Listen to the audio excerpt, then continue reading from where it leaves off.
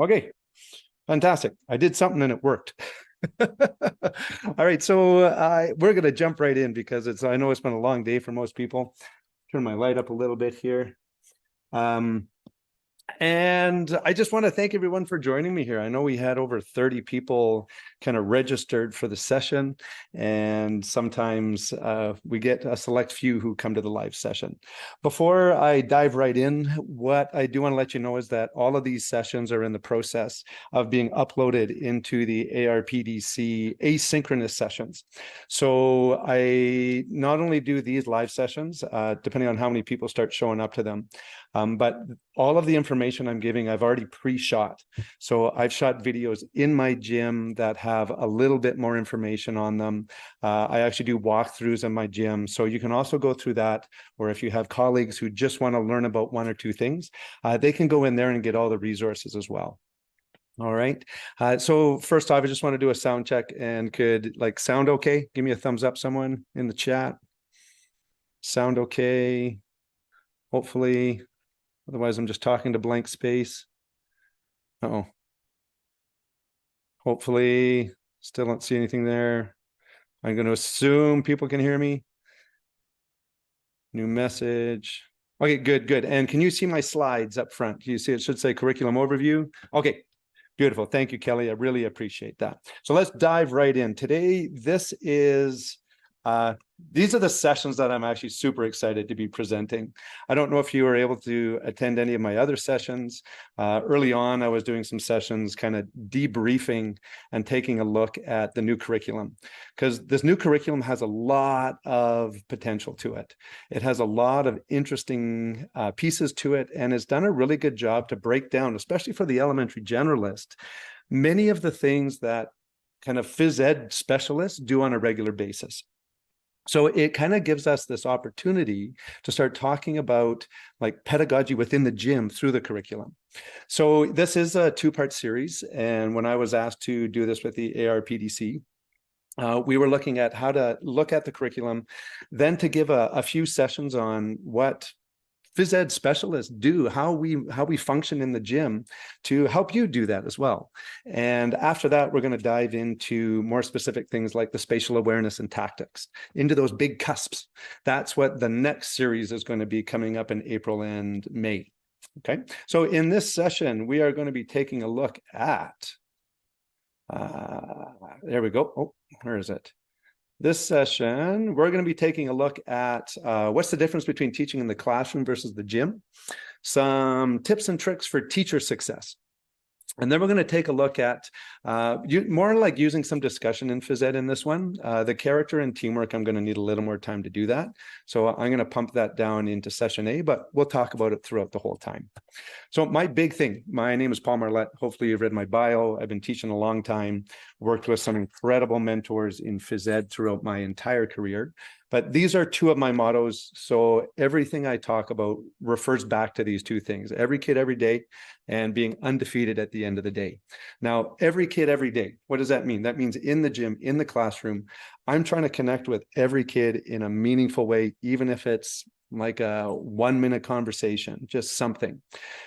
What I want to kind of encourage you to do in this session is that there's a lot of tips in here. So I try to pack as much in as I can to give you some perspectives. Try and find maybe two or three things to implement where you kind of go, yeah, I can try that. Remember, these are recorded in smaller chunks, so you can always come back from them.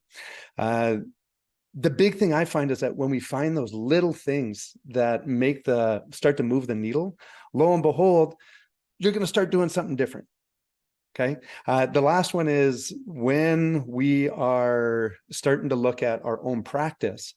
If we can find one or two things that change our practice, then we can move forward even more. So this is just me paying a homage to my mentors. You may recognize some names up here. It's important for me to put them up here because I wouldn't be presenting here if it wasn't for these individuals. And I would also like to just acknowledge that we are all on Treaty 7 and 8 land across the province. So I'd like to acknowledge that we're on traditional territories in Alberta of the many First Nations, Métis, and Inuit whose voices and footsteps have marked these lands for centuries. Who is that guy? He's the guy who's kind of all over the place. Oh, what is going on there? Classroom gym. There we go. Okay, so my classroom generalists. This session is hopefully going to give you that perspective between how we shift from kids in seats or kids at stations versus kids running around. For my specialists, again, I'm just trying to kind of drive a wedge into your practice and hopefully give you a few things. So up here, class is very democratic. When I come into my math class here that I'm standing in, we kind of make decisions together. When I'm in the gym, it's my gym. Okay, I'm in charge. What I say goes. In the classroom, lots of kids, mostly stationary. Kids are always on the move when we're in the gym. In the classroom, you can start to see that energy build. Kids get like, you can see it starting to hit. You can start to see the steam coming out of their ears. In the gym, this is where we have this amazing opportunity to help take that pressure out. In the classroom, we're looking at managing focus, right? The academic side where the brain is doing all the energy. And in the gym, we're looking at managing that movement. How can we structure it so students learn and also get that release? Few big things here as well. In the classroom, we're encouraging them to work often alone or in small groups. If you look through the new curriculum, there is a huge section on teamwork, on sportsmanship, on character building. So we have this opportunity to encourage kids to be louder, to talk, to communicate. We want them to use that voice. In certain games, it's important they're talking above their regular indoor voice. Now, yes, there are some challenges with that when we want them to not yell, but we'll talk about that as well. Following class expectations, right? Like they kind of do that on their own, right? If a kid's doing something they're not supposed to, we can say, hey, we need you to sit down.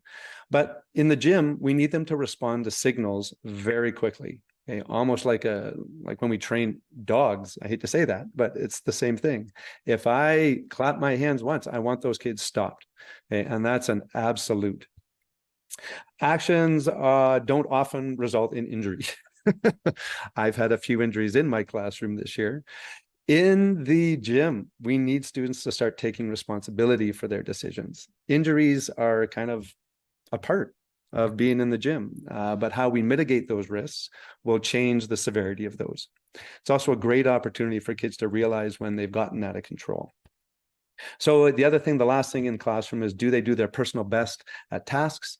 And in the gym, it's actually imperative that they see themselves as a community, because if they don't, it's really hard to participate. It's really hard to contribute to what's happening at the bigger level. So they have to start relying on each other. Dan Cooney, my father-in-law, brilliant man. Unfortunately, is actually in a home right now. He's got early Alzheimer's. But one of the things when I was a young phys ed teacher, the thing he pounded into me more than anything was, first off, you're here to have fun. The other one is to get them in and get them moving. As an elementary generalist, you have this awesome opportunity, if you're teaching your own phys ed, to set up that warm-up ahead of time. So as soon as you hit the gym, they're moving. And to keep in mind that the responsibility we carry as physical educators is their next 6 to 12 years is going to actually determine if they continue being active after. So this notion of keeping it fun, keeping it light, is actually essential to their physical growth, right? And physical activity is physical. It's not waiting in lines. It's not sitting down. Doors. Excuse me. I love this little section here because these little things, remember, these little things that move the needle. First thing is that your phys ed doors should never be open during the day. Okay, years ago, there were all kinds of concerns because certain elementary kids were sneaking into the gym during class times. And there was one little boy who fell off the stage and broke his leg. And what came back is it was actually the fault of the last teacher in the gym. Okay, because gyms are a dangerous place. Canada climbers, we got all these things in there that could potentially cause a lot of injury. So it's just one of those like checkpoints. right?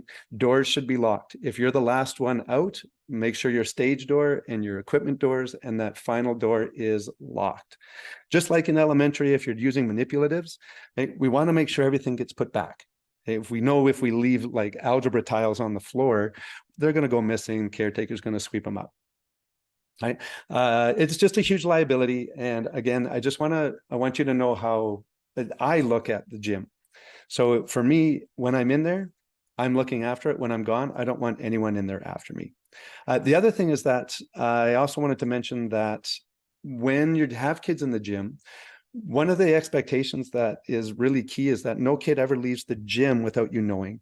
And that seems obvious, but when we have water fountains just outside, when we have bathrooms right next to the gym, it's easy for kids to run in and out. For me, that's one of those really hard expectations, is that no kids leave the gym without me knowing, just like in your classroom. And with the number of kids who are developing like allergies and even heart arrhythmias, we have more diabetic kids now. If a student is out and they have some kind of a challenge, again, that's on us.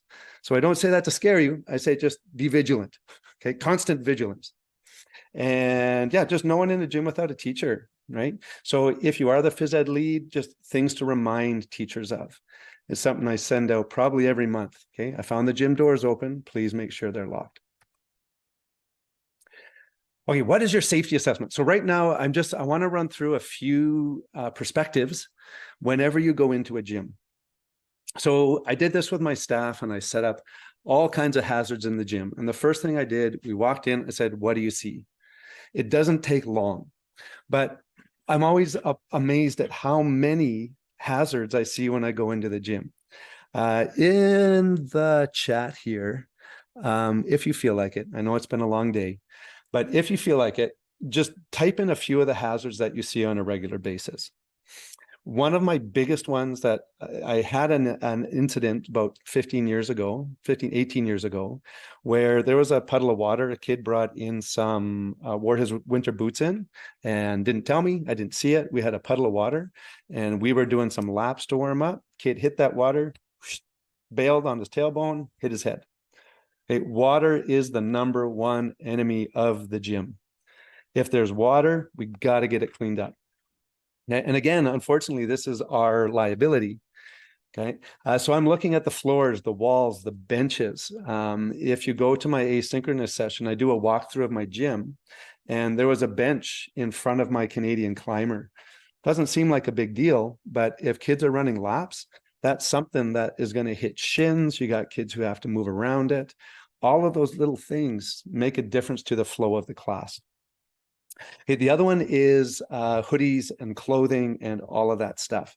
Our students here are incredibly lazy. They'll take their hoodie off and throw it on the gym floor. Again, not a great thing to do if we have kids running around. Anything that you can step on, you're going to slip and hit. Okay. Now, I don't know how much you guys have gone through the new curriculum or any of the supporting documents that I've put out, but there's a lot of opportunity to give kids roles and to have teams of people and to look at how to participate in a safe way. So these little things are really easy to turn into like our safety team. So who's going to be the safety team when we get to the gym? So if everyone comes in, they're going to do 20 jumping jacks. While they're doing that, you can send 3 kids around. They're doing the safety check.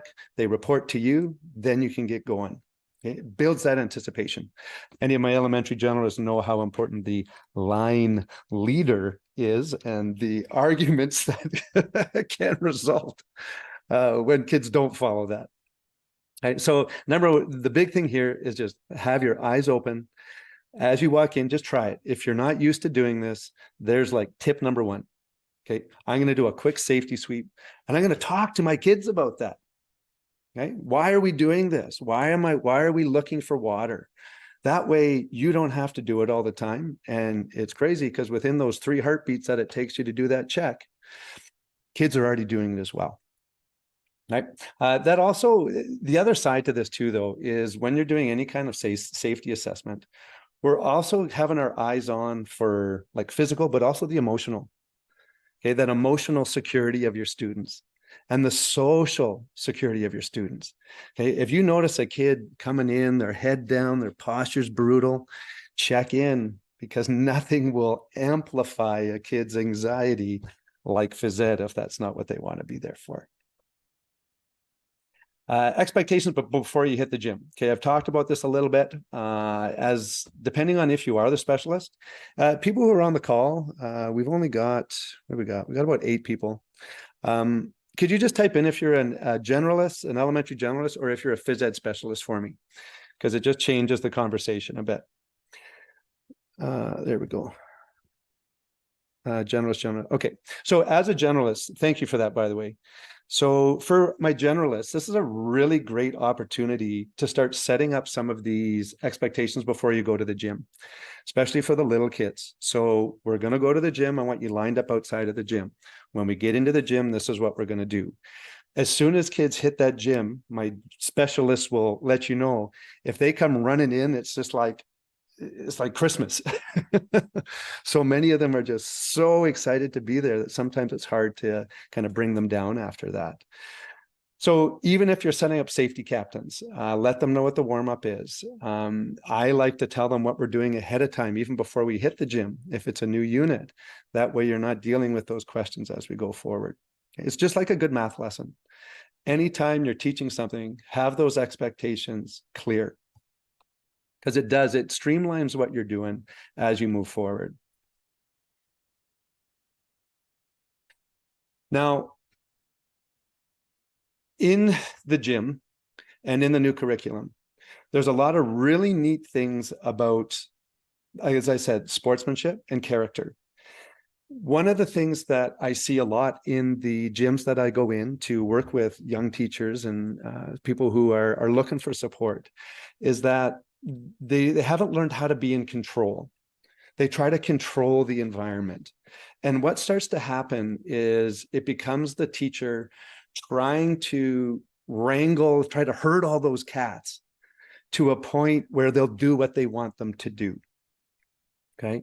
And what I've found over the years is that if you start focusing more on the thing that you want to improve, sounds simple, the thing that you want to improve, you're going to spend less time trying to control the class, but controlling the environment. Right? So for example, I've just finished up a basketball unit, and my number one focus for the last 2 days where we were playing full games wasn't the skill.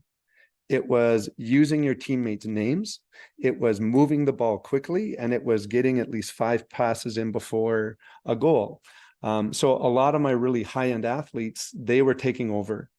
Right. So every time I taught little micro lessons, I would pause the game.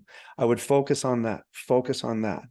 With this new curriculum, there's so many neat little pieces to it in every grade that if that's what you're marking or assessing on, let the kids know and really, really focus on it.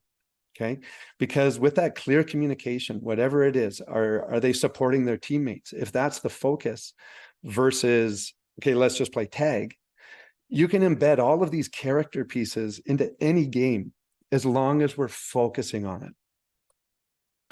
And from the specialist perspective, you're dealing with real risk in the gym. Okay. If we can anticipate what's going to happen ahead of time, we can actually mitigate a lot of the challenges. Some of the major injuries that happen especially in elementary, number one for me is collision injuries, right? Kids running into each other. We have like little motor slips, so kids falling, kids running into things. Another one is when kids fall on each other. So if a kid is laying down or sitting down, if they're like out in tag, they're going to start to fall on each other. And one of the biggest ways to mitigate that risk is to slow down with a lot of our activities. So for example, I start every year, every grade, all the way up to high school with what we call truck and trailer type activities. So I don't even let kids play tag unless I've assessed them. Think of it like a reading assessment. If you have a whole new group of kids in, you're not going to jump into doing like reading comprehension at a grade level. Well, you might. Okay, my students are not capable of that. So we kind of build up to that. So even with simple games like tag, there's actually a scope and sequence that we want to put in place so we can assess the abilities of every kid in that class and set up some activities to help them move forward. Right? So prevention is this big word. Even dodgeball. I love dodgeball. Okay. A few things that I'll never do. I'll never play elimination dodgeball. In my whole career, I haven't. I had kids sit for maybe a minute and a half, and that's it. So we move the game around in such a way that they're moving. But before I play dodgeball, I literally put kids across on a line and have them start throwing and catching. And then I'll have them practice dodging, because you'd be amazed at how many students have no idea how to dodge. It's not a natural thing. Right? But those injuries where kids are getting hit in the face, if you get injuries, one of the biggest things to do is to backtrack. How did this happen? What did I not build out as a scope and sequence? And how can I approach it differently? Now, the next series of sessions are on that.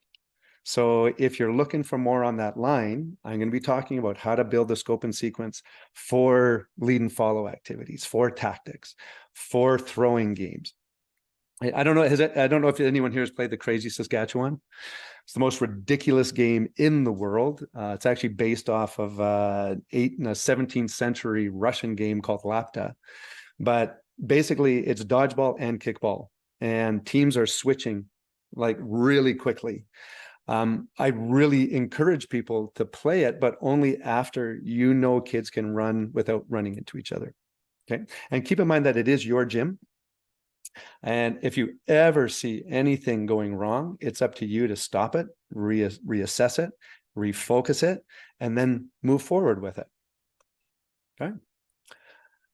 Above all, have fun and make it fun. When I talk to secondary and high school phys ed teachers, this is my number one message, is that if kids are having fun in the gym, they're going to want to keep doing it. As soon as we start to punish kids and we put them down and we yell at them for not following the rules, what happens is that's when we start to lose them. Okay, the dropouts are getting really high in high school. Getting kids to phys ed 30 is not an easy task right now. So things like push-ups, jumping jacks, they're actually part of your curriculum. So if kids are taking time to come in, I will have them do 20 jumping jacks. And a lot of people say, well, Paul, isn't that punishment? No, I'm helping them develop cardiovascular strength. And it is the best discipline you can have, because you don't have to say anything. Hey, everyone, 15 jumping jacks. You don't even have to say why. And what happens is that if you focus on the activity, the movement, and them listening, what happens is that the class will start to move a lot quicker. Because movement is absolutely the best management you can use. And kids today are going to be resistant to it. Right? My students hate it when I give them 10 jumping jacks and they don't stop talking. I give them 10 more jumping jacks. They don't stop talking. We'll do 10 star jumps. We just keep it going until I tire them out enough so they can listen. But as they improve, you can actually see them get stronger. So it's about maximizing that time that you have. Talked about this one. So one of my overarching messages that I've been kind of preaching for the last 20 years is this notion of, if you feel yourself getting angry, if you feel yourself getting frustrated with a group, is to take a breath and to really avoid yelling. Okay, if we're yelling at kids to get them to do something we want, chances are it's something that we've set up or haven't set up that's led us to that. What we know is that when we yell at a kid, especially in phys ed, especially if that kid knows that they've done something they shouldn't have, what's going to happen is that kid's going to shut down. And it's really hard to get them back into enjoying themselves. So one of my things that my dad taught me was to always just talk quieter. Now, there is one big thing here. If there is imminent physical danger, yell, use your voice, use your stop the fight voice. Okay? I've taught in high school. I've had to stop many fights in my class. So there is a point, but for me, that's imminent physical danger. a kid's holding a badminton racket above another kid's head and they're about to swing, I'm going to raise my voice at that kid. Okay, because again, it's that risk management. Another thing is that when you're giving instructions and they're running in, why do we have a lot of kids just stand there? Have them jog, have them shuffle their feet, have them do something. I've even had kids hold planks while I give instructions. Why? Because I want to maximize their physical time. Okay. And the last one is this. I have kids run in all the time, and kids aren't participating, or if kids aren't running in and like really listening to what you want them to do, then you can get closer to them, right? If you got really fit kids, have them run further. Right. One other big thing with this about staying in control is that some kids, it's not that they don't want to participate. It's just that they're not willing to participate for you yet. Right. So they're just pushing back because they may not have trust in you. They may not have that desire to be active.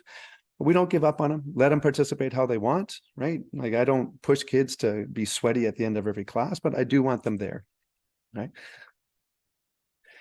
Before we jump into some really practical tips, it's not so much of a big concern in elementary. This is a big stereotype, and I know it, but I'm going to say it anyway. Many of the elementary male generalists who teach phys ed often come to it with a competitive mindset. Okay, and there's no judgment here. I'm not here to tell you what to do. I'm here to give you some perspective. Okay. As I said, I just finished teaching. So I'm not at the university. I'm not studying pedagogy. This is my experience over the last 24 years. When we're in the gym, physical education is all about growth mindset and about competition with self. Not even competition. It's about challenging yourself.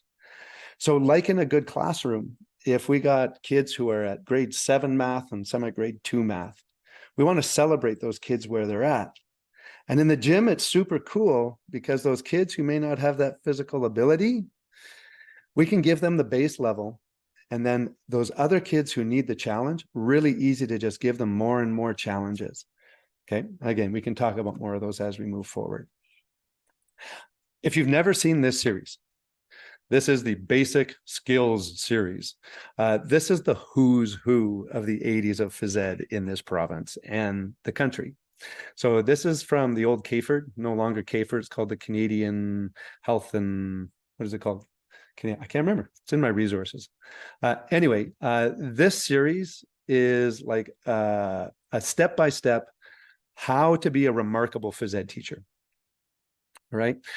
This helps you get kids engaged and active from the very first minutes.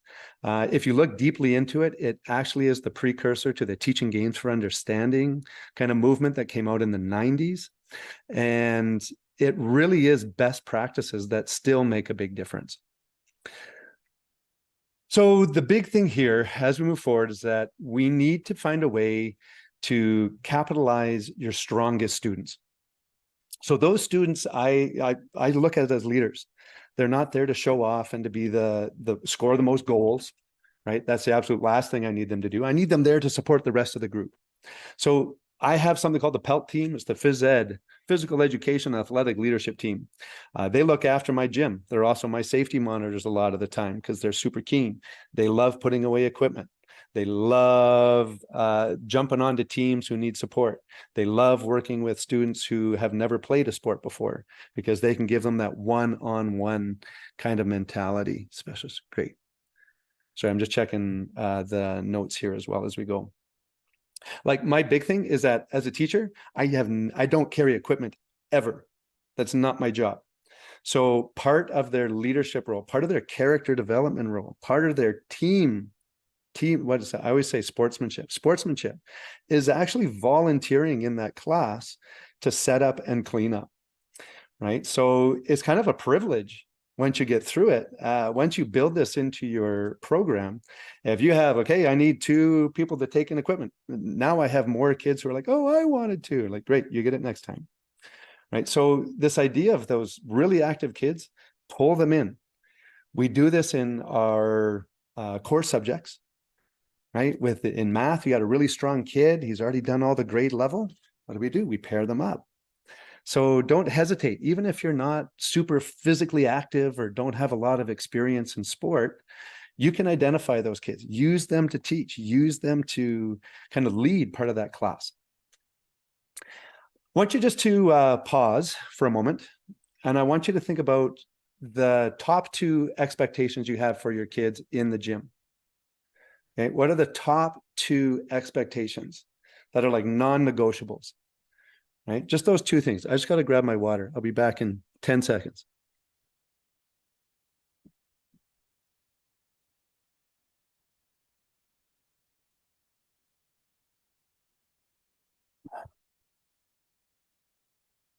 Because just like teaching, as soon as we know our top 2, focus on that.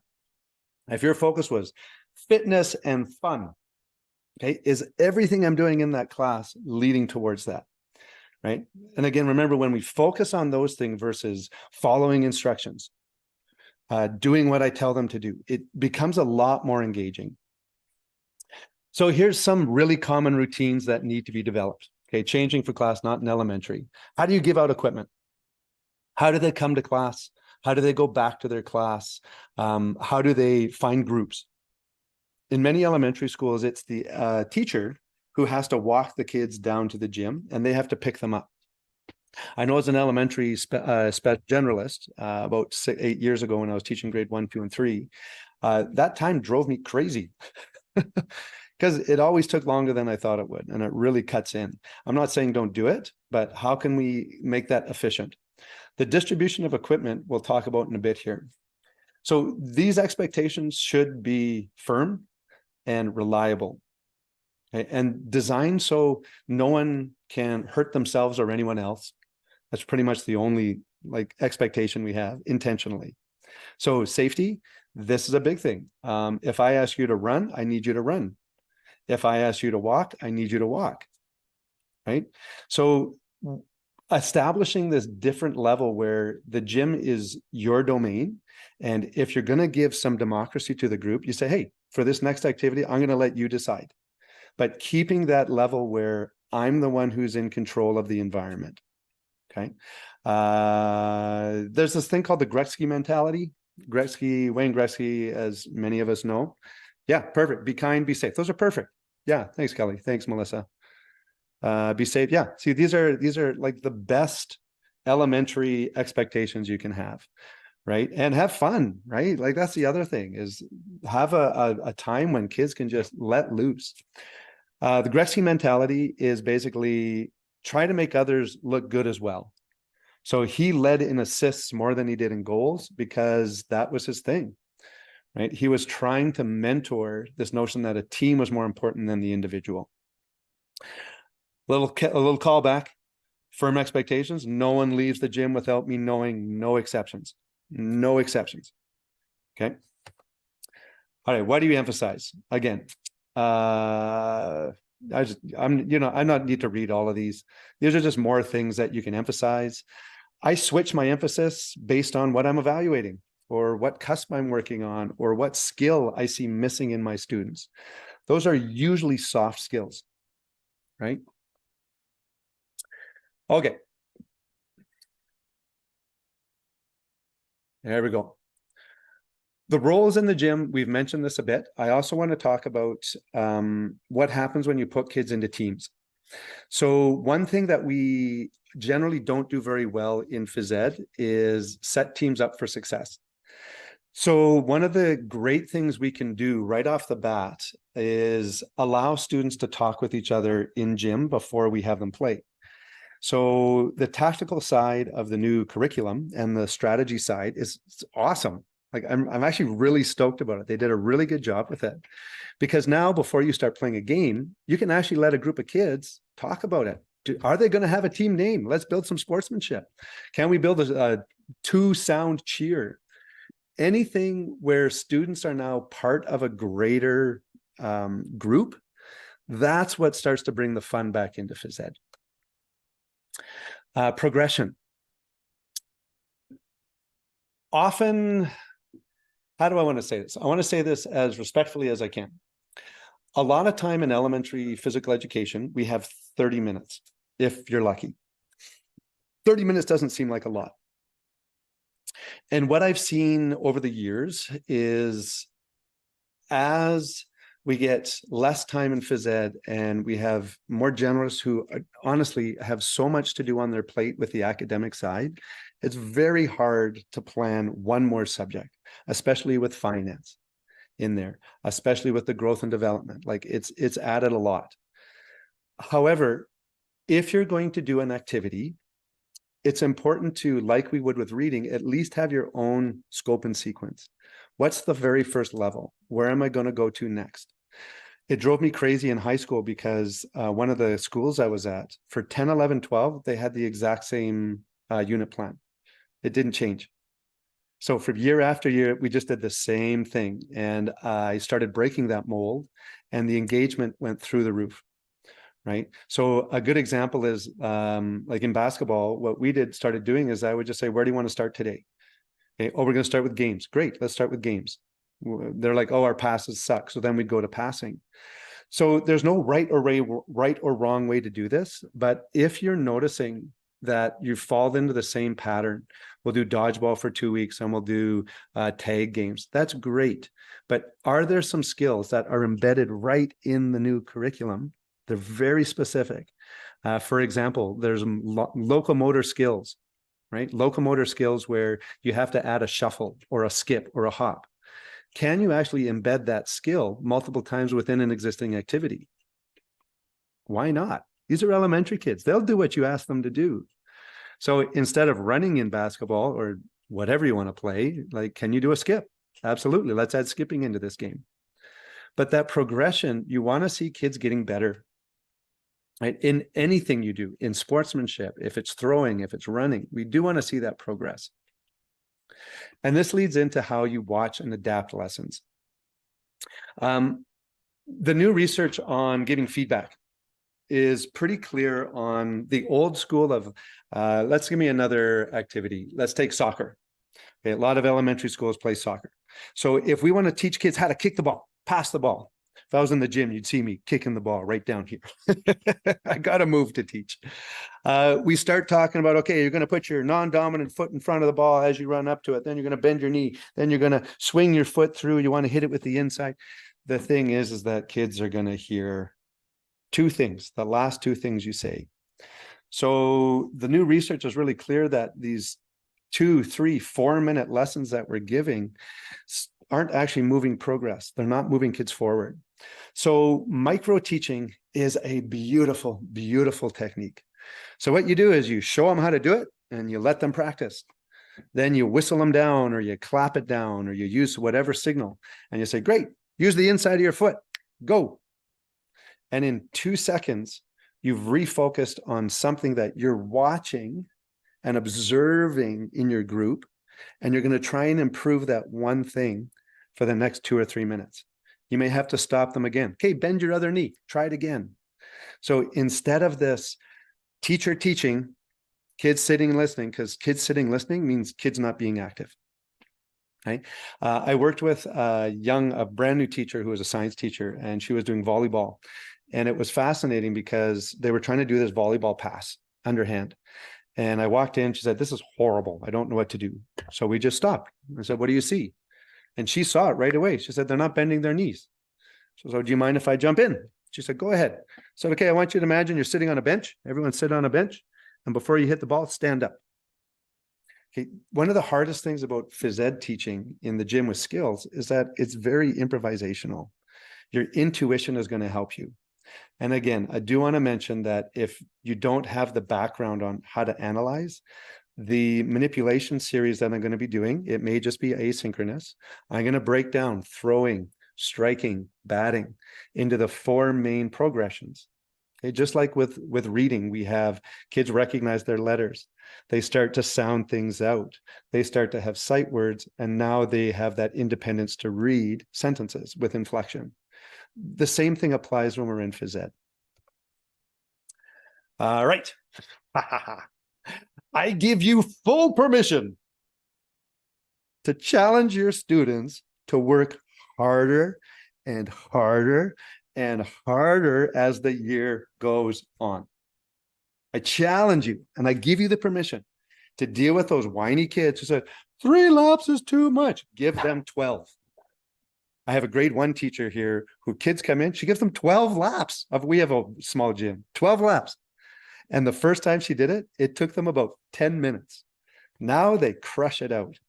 Okay, so just keep this in mind. Does your class improve fitness levels?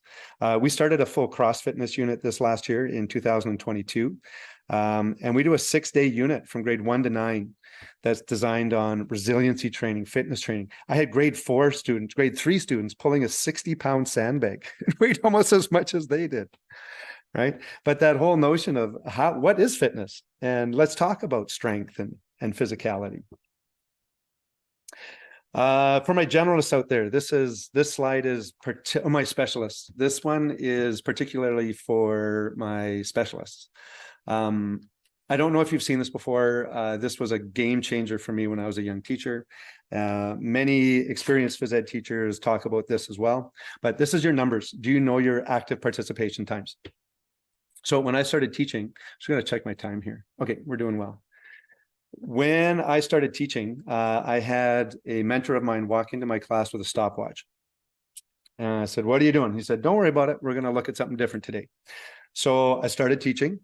And at the end, he showed me my numbers. It was a junior high class. And my numbers were 2560. So this is kid active time to total time of like the class. So my kids were active for less than half the class. Okay, remember, it's physics. Think about that in math. If that was a math class, that would be kids doing math for less than like half of the class. Not a very effective class. So once I knew that, I started to really work things down. Ideally, I am trying to aim for like a 75 to 90% activity time, okay, depending on the unit. In the younger grades, the higher the participation time, the better. So how do we do this? Again, we have active waiting. If kids are in a line of 2 or 3 people, I have them jogging on the spot. Okay, maybe have them doing high fives with a partner. I am notorious for having kids do sit-ups and planks while I'm teaching. Also means they're not talking to each other. Okay, so it's just something to be aware of. And if you're ever working with a new teacher, it's just a neat metric to take a look at, not from a punitive standpoint, but just to say, hey, like this was a great class. Here's some really high things. Can you think of some ways to talk less? Avoid long lines. Check out those outfits, by the way. Okay, I'm a huge multiple, like I buy and make equipment for kids, so I never have more than 2 kids waiting. It just destroys your activity time because you got 1 kid, there's a lot of social pressure on that kid. We have 1, 2, 3, 4, 5, 6, 7 kids on this side. I'd break that up into 3 groups, have them way more active. So just talk to your phys ed specialist and see if you can get more equipment, make equipment, improvise. Elimination. I've talked about this before. I'm not an elimination guy, so I work everywhere to avoid it. I don't want kids sitting. Sometimes when we do like, what's that thing called? Revenge tag. Okay, while kids are waiting, they're doing jumping jacks. Okay, that's more motivation. I also let them tag people while they're standing. So it's never last man. I don't want to know who the best athlete is. I could probably predict that ahead of time. That's not what phys ed is about. Large numbers on a team. If you're playing, what's a good example? You're playing soccer. Why would we play 11 on 11 when I can have 4 small fields, break that down into 4 on 4 or 3 on 3, right? So remember, phys ed isn't necessarily teaching them to play the game. It's teaching them to be active. This is my favorite one. I don't know if you've ever watched a group of kids go into an equipment room and try and get a ball each. You can lose 3 minutes of your phys ed time. And if you only have 30 minutes, that's 10%. 10% just getting equipment. I have buckets all the time. I've got hula hoops. I'll put equipment out ahead of time. Another job for your PELT team, your leadership team, who's going to look after the equipment, set it up while everyone else is warming up, right? This was a game changer for me. And also leveling. Leveling is something that allows kids to pick their challenge. You can do this with everything from juggling to hacky sack to chungi, if you know that game, to badminton, right? So instead of when you have kids starting to play badminton, they're hitting the shuttle up in the air. If you can hit it 5 times, come and see me. You're really strong kids, or you can hit it 30 times, come and see me. So this notion of leveling is very similar to what we do in the generalist classroom. Maximize, again, this is just a summary slide. You guys will have access to these slides as well. Okay, game-like drills, warm-ups. A lot of you talked about being safe and being kind, being respectful. Warm-ups give you the opportunity to start to add some craziness into your class. Add in animal stuff. You want to have fun with like really little kids? Have them shout out 3 different animals, and they're going to do 2 laps as each of those animals. And if they say snake, it's going to take them time. But if they're on the ground, military crawling around the entire gym, you've just been a successful phys ed teacher in many ways, which, by the way, touches on some of the movement qualities from the cusps. It's going to talk about high, medium, low levels. It's what I've been trying to talk to people around the province. I have a summary document from my earlier sessions, which breaks down every grade and what you need to teach them, right down to those specifics: high, medium, low, synchronous, or what is it? Symmetrical, asymmetrical. Your warm-ups can cover like 40% of those movement cusps just by having some fun with it. Elements are another great one. Bring them in, get them out. I've talked about this one already. If I have kids on a field, they're spread out, I'm going to whistle, they're going to run. And if they're not running quickly, what happens is that we're going to do something while those other kids come in. I'm not going to count down and say, look, we're going to do 5 push-ups because that kid didn't run in. We're actually just going to start to be fit. We're going to increase our fitness until that student joins us. If you've got some kids with physical disabilities, stand closer to them. Okay, no kids are going to see that. If I've got a group who are really strong athletes, I'm going to walk as far away from them as I possibly can, so they have to run twice as far. Remember, just like in a regular class, we want to challenge those kids wherever they're at. And the cool thing is that these don't have to take a lot of pre-planning, just a little thought. Micro adjustments, micro teaching, small chunks, interrupt the games. Right. I watched a teacher play Gaga Ball a couple of years ago, and it was great. Kids loved it. The problem was the same kids kept on winning. And there was no direct teaching going on. And this one kid who kept on winning would always put his back in the corner. Right. So what I talked to him about is, okay, we don't want the same kids winning. We want to empower kids to improve. So as they were playing, he got to a point where he'd say, stop. Where is that guy? How are we going to get at them? And they actually started passing the ball to help get out those strong players. So don't ever hesitate to, even though the game looks like it's going well, just whistle it down, give a 20-second talk, send them back out. Okay. And that small chunk, that's what's going to make those big changes. All right, guys, hope I know I'm going here. I know I'm going. But when we only have an hour, I want to make sure I'm trying to find that 1 or 2 things, those 3 things for everyone. Just in the chat, let me know how we doing. We got about 15 minutes, 10, 15 minutes. Are we still okay?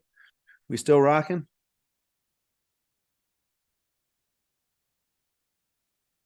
If you guys have any questions too, now's a great time to you can start typing in. So far, so good. Right on. If you guys got any questions, you can type those in now. I've got a couple more little sections here. All right, fantastic. So long story short, this was the best and the worst day of my whole teaching career. I was a student teacher, and I had a masterful teacher. I had 35 high school kids on 6 hoops. It was 3-on-3 basketball. In that one class, I had 3 fights I had to break up. I lost 4 kids. I had 6 kids I don't know the number now. I had several kids join me from the regular school population. And at the end, I was so defeated. I thought I was the worst student teacher in the history of teaching. And what actually happened was my partner teacher set it up. And at the end, he said, how did that go? I said, it was horrible. I said, I feel like a complete failure. And he said, good, because that class was. And then he told me that he was sending in baseball signals to every group in the gym. So he'd do this and they would start fighting each other. If he did something else, they would leave. And he had people in the wings who they would go talk to and come in. And it all came down to this one thing. If you don't take anything away from this, this will be a big one. It's where you stand in the gym. Okay. This works in a classroom as well. So where you stand in the gym actually tells us more about how you can control an environment than anything else.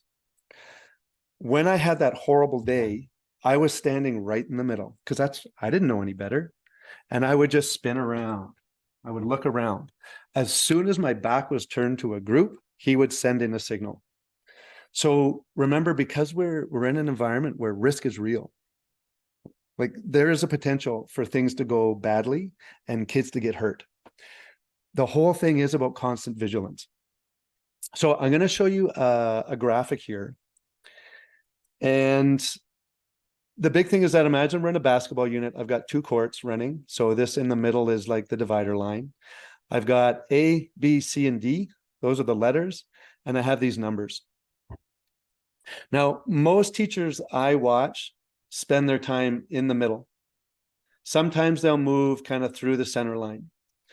And when I started to become really aware of this, I came up with this system. And the system is for optimal instruction and supervision, it's corners. So 80% of the time, I'm hanging out in A, B, C, or D, back to the wall.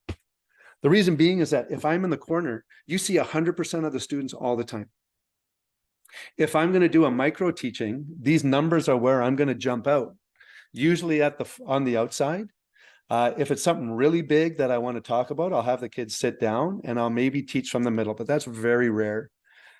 So back to the wall. If you keep your back to the wall, you'll actually start to scan. When you take students to the gym, I know it's a long day. I know it's a long day. I know working with little kids, elementary kids, it's an energy suck. Okay, I've been there. I'm still there. I'm not teaching elementary anymore. I'm teaching junior high. But when a teacher sits down and just lets kids play, it's tough. And that's why I'm not here to judge. If you need that time, keep your eyes open, try and sit in the corner, at least sit in the corner so you can see the kids all the time, right? Take your break there. But from time to time, step up. And that's when we have to give some feedback to kids. Because if kids get encouraged, they'll do better. Now, this is the genius of the zones. Okay. So zones of feedback. So number 1, we have like where you stand. Number 2 is the zones of feedback. Often what happens is that as soon as the teacher turns their back, the kids on the far side, they stop doing stuff. They're not doing it anymore because they know you're not watching. So the zones of feedback is my 70-20-10. I've taken this from some mentors and modified it. So when let's say I'm in B corner over here in the bottom left, I'm giving 70% of my feedback to those kids, right? Correction, praises, one-to-one coaching. Hey, nice shot. Did you see them? Excellent. Move your hand down a little bit. Maybe pull the whole group in, like that whole team, and say, okay, guys, I want you to work on passing below your head now. Or let's have 3 passes. Let them go. Micro teaching. 20% of my feedback is going to be in that yellow zone. So if I see something, because I'm always watching, even when I'm working with a kid, my back's to the wall, I'm still watching everyone, right? That kid who gets off track, say, hey, Clyde, need you to step back in, man. No sitting down. And 10% is just going to be praise and acknowledgement and reminders on the people at the far end of the gym. And what this means is that now students know you're watching all the time. And with 10%, that's all it takes. Okay. Close. Yeah, that's just that same thing. I'm going to move forward because I just want to talk about 2 key things and then we'll wrap up. The other big thing I find a lot of elementary teachers, generalists, and right up to high school. So this is from the elementary generalist to the high school specialist, is that often we're tied to the equipment for the specific game. And there's three huge things that we can modify constantly. The first one is always space. So if the game sucks, change the parameters. Is it too big? Is it too small? Okay, so that's the number one. The other way to change space is to make smaller teams. Teach in a square before you teach in a rectangle. And the goal sizes. If you've got one team who's just destroying another team in something like soccer, move their net to be, so they now have to score on a net that's 2 feet wide, and the other team has a 6 foot wide net. So remember, we're not here to compete. We're here so everyone can be more physically active. The next thing is equipment. Anyone who's taught ultimate frisbee, I teach it all the way down to grade 3. Okay. The first time we play with a rubber chicken because the equipment is like, it's so hard to catch that thing. So the more you modify the game for success, that's when you can now start to scale. But that means that instead of a 2-day unit or a 3-day unit, you may have to take a 6-day unit. Right? But you're embedding the skills within those 6 days. Okay. The last one is rules. I make up rules all the time. I take rules out all the time. One of my favorite rules is that if someone intercepts a pass from you, you actually give them a high 10 and you say, hey, nice interception. We get back to play. Okay. Why? Because it takes the pressure off me for screwing up and it honors them for taking a risk. It's little things like that.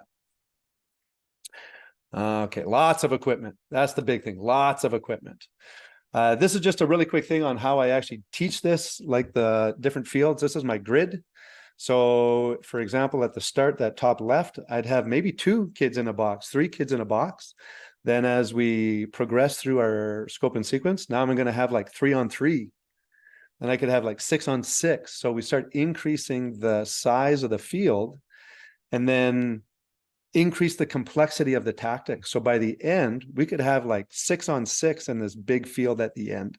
And it doesn't take me any time. I have kids set those fields up too.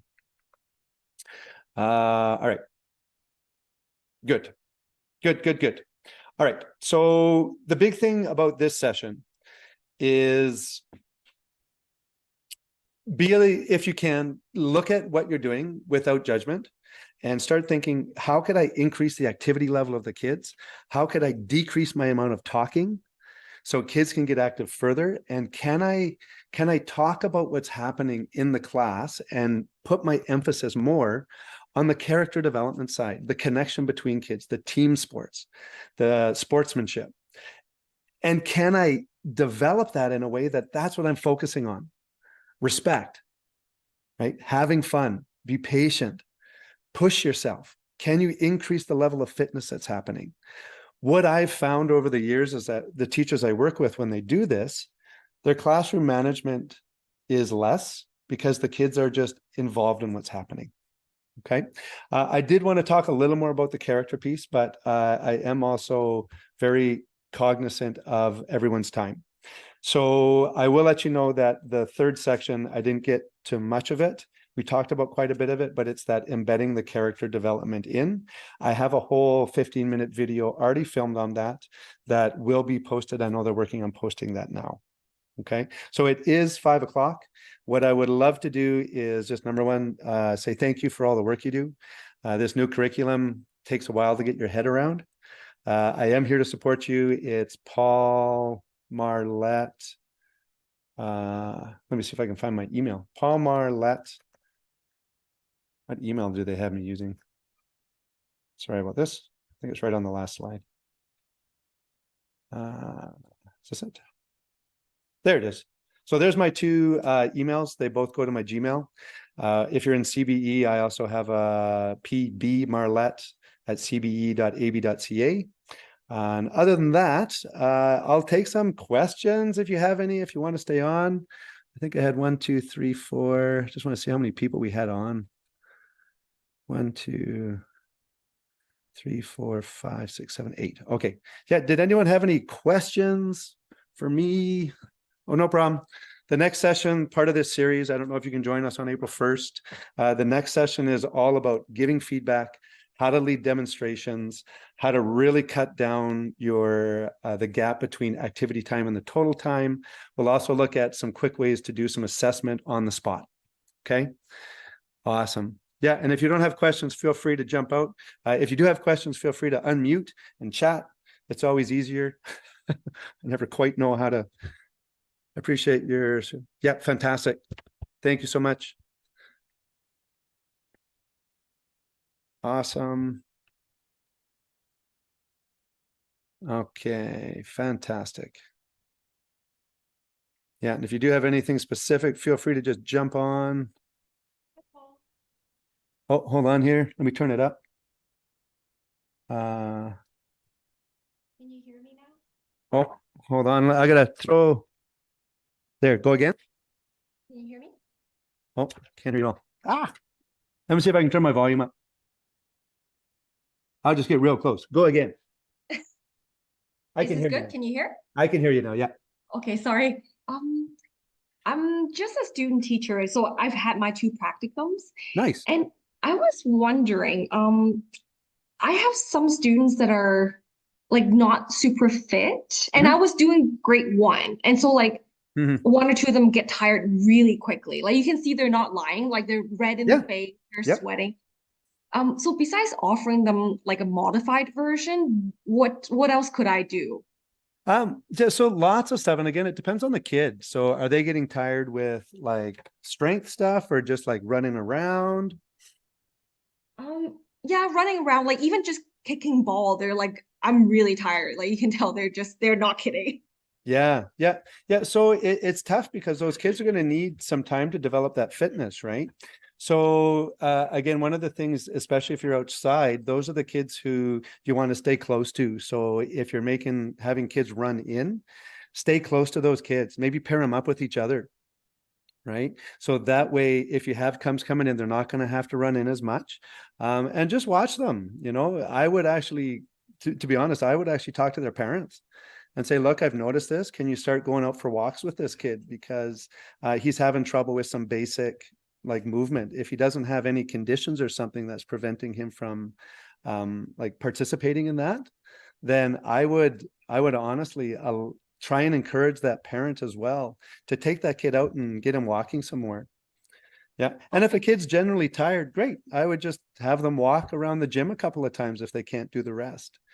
Yeah. So if you can encourage them to build some of that cardiovascular, it's going to be great. When you're playing games, it's going to pause a problem, right? But again, have them play a little more defense or have them play for 5 minutes and then pull them out and say, great, I just want you to walk up and down. At grade one, that's pretty scary actually, if kids are struggling at that age already. Right. Yeah, Yeah. I I know never I thought have of that. That's what's a that? that's a good point to talk to the parents. Like I never thought of it, but yeah. Yeah, because I have quite a few kids who are asthmatic. So my rule with them is I don't want you pushing yourself too hard. So they have the option to pull out of activities at any time and just kind of walk around and regain themselves, right? With the expectation that they're going to come back in though, right? So Right. at some point, if you can, I want you to come back in, but they're not sitting out, right? They're learning how to manage their own level of fitness with that. Okay. Great. Thank you so much, Paul. Hey, my pleasure. Thanks for joining. Okay. Thank you for Kathy. your time today. Yeah, no problem. Kathy, go ahead. Hi, thank you. I just want to say how much I appreciate your session.